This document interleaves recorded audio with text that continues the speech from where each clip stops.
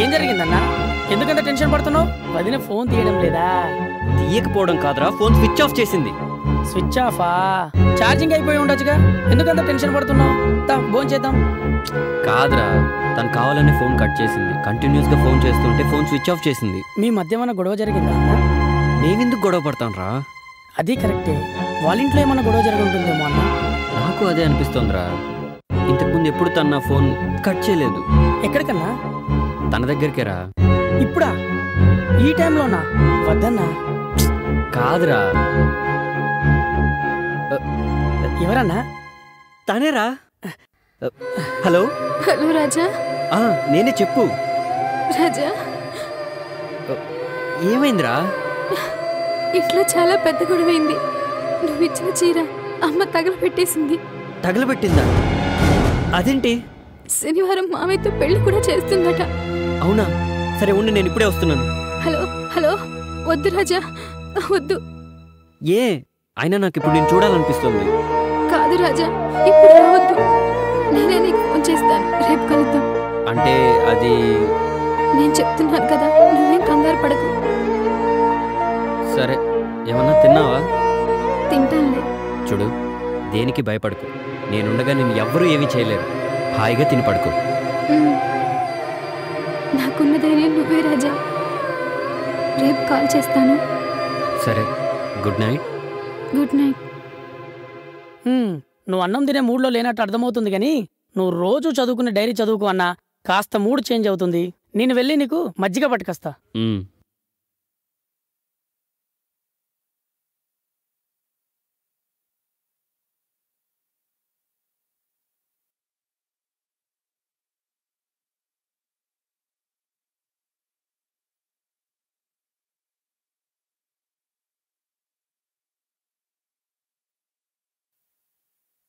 నేను ప్రతిరోజులాగానే ఈరోజు కూడా హాస్టల్కి వెళ్ళాను.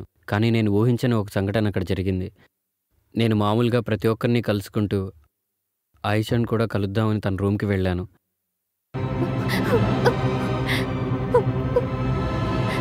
అమ్మా, నేను చాలా పెద్ద తప్పు చేశాను. చాలా పెద్ద తప్పు చేశాను. నీ మాట వినకుండా సిటీకి వచ్చినందుకు దేవుడు నాకు పెద్ద శిక్ష వేశాడు. నన్ను క్షమించమ్మా, నేను వెళ్ళిపోతున్నాను.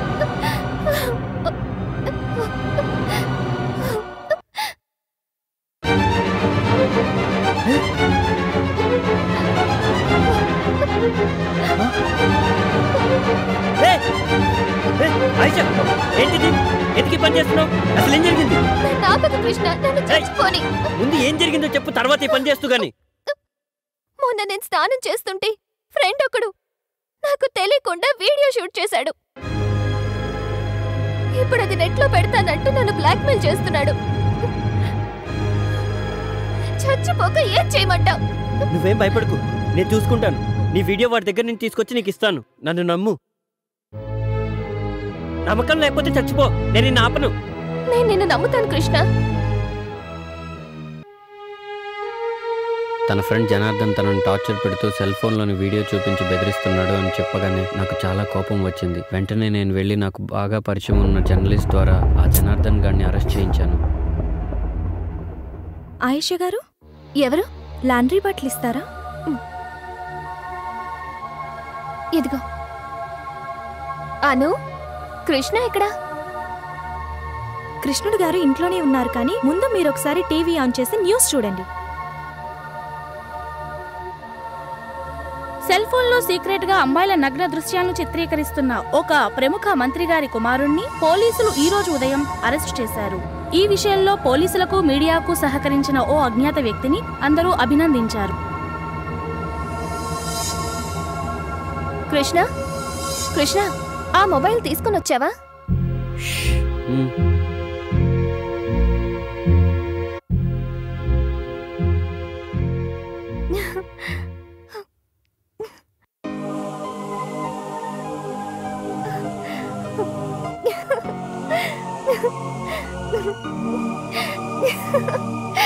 Thank you Krishna. Actually you know what, హాస్టల్లో రిపేర్ జరిగిన ఆ రోజు నేను వాడి గెస్ట్ హౌస్ లోనే ఉన్నాను. అదొక bad nightmare of my life. నువ్వు నా లైఫ్లో చేసిన హెల్ప్ని నేనెప్పటికీ మర్చిపోలేను. Thank you. ఆ రోజు నేను నా రూమ్లో కూర్చొని సరదాగా టీవీ చూస్తూ ఉన్నాను. జనార్దన్కి బెయిల్ వచ్చిందని న్యూస్లో చెప్పారు. సెల్ ఫోన్లో సీక్రెట్ గా అమ్మాయిల నగ్న దృశ్యాలను చిత్రీకరించి అరెస్ట్ అయిన మంత్రి గారి కుమారుడు ఈ రోజు ఉదయం బెయిల్పై విడుదలయ్యారు. అది చూసిన దగ్గర నుండి నా మనసులో లేదు. చాలా కంగారు పడ్డాను. అతను మళ్ళీ ఆయిషాని ఏదన్నా చేస్తాడేమోనని నేను కంగారు పడ్డాను. అను కూడా నాకు ధైర్యం చెప్పింది. అయినా జరిగిందేదో జరిగింది. ఆయిషా అమాయకురాలు. ఆమెను ఏమీ చేయొద్దని రిక్వెస్ట్ చేయడానికి జనార్దన్ ఫామ్ హౌస్కి బయలుదేరాను.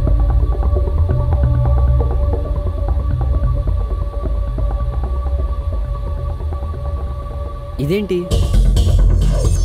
డైరీ అర్ధాంతరంగా ఆగిపోయింది? కృష్ణుడు జనార్దన్ ఫామ్ హౌస్కి వెళ్ళాడు. ఆ తర్వాత ఏం జరుగుతుందబ్బా? ఏంటో.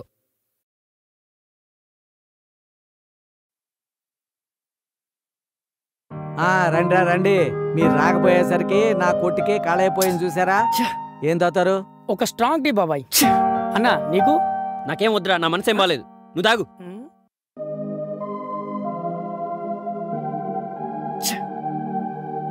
ఏమైందిరా? వాడు ఎందుకు అలా ఉన్నాడు? నిన్న వదిన వాళ్ళ ఇంట్లో ఏదో గొడవ జరిగిందంట బాబాయ్. ఓహో, అదా సంగతి. అయినా ఒక్కరోజు ఫోన్లో మాట్లాడకపోతేనే అంతలా బాధపడిపోతున్నాడు అంటే నిజంగా ఆ అమ్మాయి చాలా అదృష్టవంతురాలు రోయ్. ఒరే రాజా, అధైర్యపడకు. ఆ అమ్మాయికి ఏమీ కాదు, ఆడపిల్ల కదా. ఇంట్లో ఏదో ప్రాబ్లం అయి ఉంటుంది. అన్నా ఆఫీస్కి టైం అయింది, మనం వెళ్దామా? వెళ్ళొస్తాం బాబా. రాశానండి, పంపిస్తాను. మొత్తం అన్నీ పంపిస్తాను. Good morning sir. Good morning Raja. ఇది కాచిగూడలో డెలివరీ ఇవ్వాలి. అక్కడి నుంచి అబిడ్స్కి వెళ్ళి మన గొడవ నుంచి స్టాక్ తీసుకురండి. సరే సార్. ఓకేనా? వెళ్ళండి. ఈ సరుకులన్నీ లోడ్ చేయించు. అలాగే, నేను వస్తాను. ఓకే.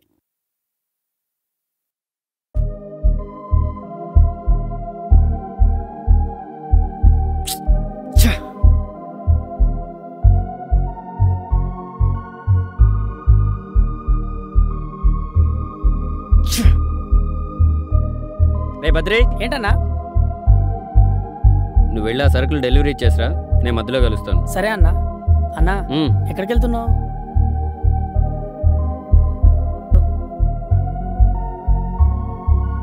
ఏమండి? చెప్పండి. స్వాతి గారు ఇవాళ ఆఫీస్కి వచ్చారా? రాలేదండి. రాలేదా? సరే అండి, థ్యాంక్ యూ. మీ పేరు రాజా కదా? అవునండి. మీకెలా తెలుసు? మీ పేరే కాదు, మీ గురించి నాకు అంతా తెలుసు. స్వాతి నేను బెస్ట్ ఫ్రెండ్స్. తను రోజు మొత్తం మీద 10 మాటలు మాట్లాడితే అందులో 9 మాటలు మీ గురించే మాట్లాడుతుంది. తను మీ గురించి అన్ని చెప్పేసింది. ఈరోజు మీకేమన్నా ఫోన్ చేసిందా? తాను ఫోన్ చేయలేదు కానీ వాళ్ళ అమ్మ మా బాస్ కి ఫోన్ చేసిందట. స్వాతి ఇక ఆఫీస్కి రాదని చెప్పిందట. ఆవిడ ఎందుకలా చెప్పిందో నాకు తెలీదు. నాకు తెలిసి స్వాతి ఏదో ప్రాబ్లంలో ఉన్నట్టుంది. ఒకవేళ మీకు ఫోన్ చేస్తే నాకు కూడా ఫోన్ చేయమని చెప్పండి. అలాగే అండి, థ్యాంక్స్. సరేనండి. స్వాతి, స్వాతి. ఆగో, ఎక్కడికి? మర్యాద లేకుండా ఇంట్లోకి సరాసరి రావడమేనా? నన్ను క్షమించండి, నేను స్వాతితో మాట్లాడడానికి వచ్చాను. అవసరం లేదు, అదెవరితో మాట్లాడదు. ఏదైనా ఉంటే నాతో మాట్లాడు. మీ అమ్మాయి అంటే నాకు ఇష్టం. నేను తనను పెళ్లి చేసుకోవాలనుకుంటున్నాను. అమ్మో అమ్మో, చూసారా ఎంత ధైర్యంగా మాట్లాడుతున్నాడో? ముక్కు మొహం తెలియనోడొచ్చి మీ పిల్లని పెళ్లి చేసుకుంటానంటే ఏం మాట్లాడరేంటండి? రేయ్, వీడెవడో నీ కాబోయే పెళ్ళని పెళ్లి చేసుకుంటాడంట. కాళ్ళు ఇరగొట్టి బయటికి పంపరా. ఎంత ధైర్యంలో నీకు? బయటికి అడుగురా. చూడు బాస్, నేను మీ అందరినీ ఒప్పించి స్వాతిని తీసుకెళ్ళడానికి వచ్చాను. ఏంటో నువ్వు ఒప్పించేది? చిన్నప్పటి నుంచి అది నా సొంతం. దాని మెళ్ళలో తాళి కట్టేది కూడా నేనే. ఆ మాట తనతో చెప్పించు. మరో మాట మాట్లాడకుండా వెళ్ళిపోతాను. ఏంట్రా అది చెప్పేది? వీడినేది ఇంకా చూస్తావేంట్రా? మెడపట్టుకుని బయటికి గెంటు.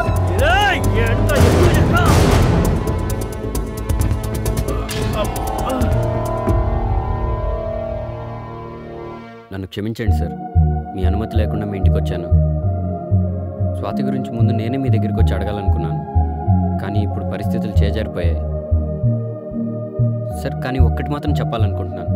స్వాతి మీ ఇంట్లో మీ పెంపకంలో ఎంత ఆనందంగా ఉందో నాకు తెలియదు, కానీ నేను మాత్రం తన కోసం నా ప్రాణాన్నే కాదు, నా జీవితాన్నే ఇస్తాను. జీవితాంతం సంతోషంగా చూసుకుంటాను. హా, సంపాదించే పిల్లుంటే ప్రతి ఒక్కడు సంతోషంగానే చూసుకుంటాడు. అయినా దాని తల్లిగా అది ఎప్పుడు పెళ్లి చేసుకోలో ఎవరిని పెళ్లి చేసుకోలో నిర్ణయించాల్సింది నేను. దారిన పోయే దానయ్యొచ్చి పిల్లని అడిగితే సారె పెట్టి సాగనంపడానికి నా ఇల్లేమి సాని గొప్ప కాదు. మర్యాదగా బయటికి పో. వెళ్ళిపోవడానికే వచ్చాను. వాడు ఇలా పరాన్న జీవిలా పర్మనెంట్గా ఉండిపోవడానికి కాదు. స్వాతిని నిన్నాళ్ళు పెంచిన తల్లిగా మీ మీద నాకు చాలా గౌరవం ఉంది. ఆ గౌరవంతో నేను మనస్ఫూర్తిగా చేతులు జోడించి అడుగుతున్నాను. స్వాతికి కూడా నేనంటే చాలా ఇష్టం. దయచేసి తన ఇష్ట ప్రకారం జరగనివ్వండి. దాని ఇష్టాలేంటో నిన్నగాక మొన్నొచ్చినాడు నీకు నాకన్నా బాగా తెలుసా? నోరు మూసుకొని బయటికి నాడు. ఇందాకటి నుంచి వాడి ఇష్టం వచ్చినట్టుగా వాగుతుంటే మూలకేసిన మట్టి ముద్దలా ఉలుకు పలుకు లేకుండా ఉన్నారేంటండి? మాట్లాడండి.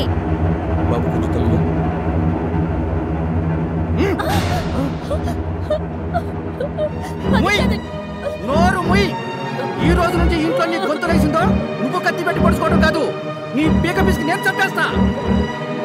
బాబు, మమ్మల్ని క్షమించు. నీ కాళ్ళు కడిగి కన్యాదానం చేయాల్సిన మేము నీ కాళ్ళ పట్టుకుని కఠినంగా ప్రవర్తించాం. అమ్మ స్వాతి, ఇట్రా తీసుకెళ్ళి బాబు. ఏంటమ్మా, ఎందుకు అడుస్తున్నావు? నా గురించి ఆలోచిస్తున్నావా? నేను సంతోషంగానే ఉన్నా. నువ్వు ఈ విషయాన్ని మర్చిపోయి అబ్బాయితో ఆనందంగా ఉంది. తీసుకువెళ్ళు బాబు. వెళ్ళండి. రా.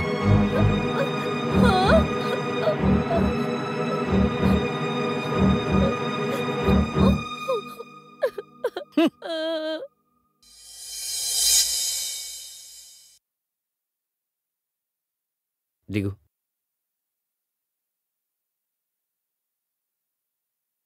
ఇదే నువ్వు ఉండిపోయే హాస్టల్.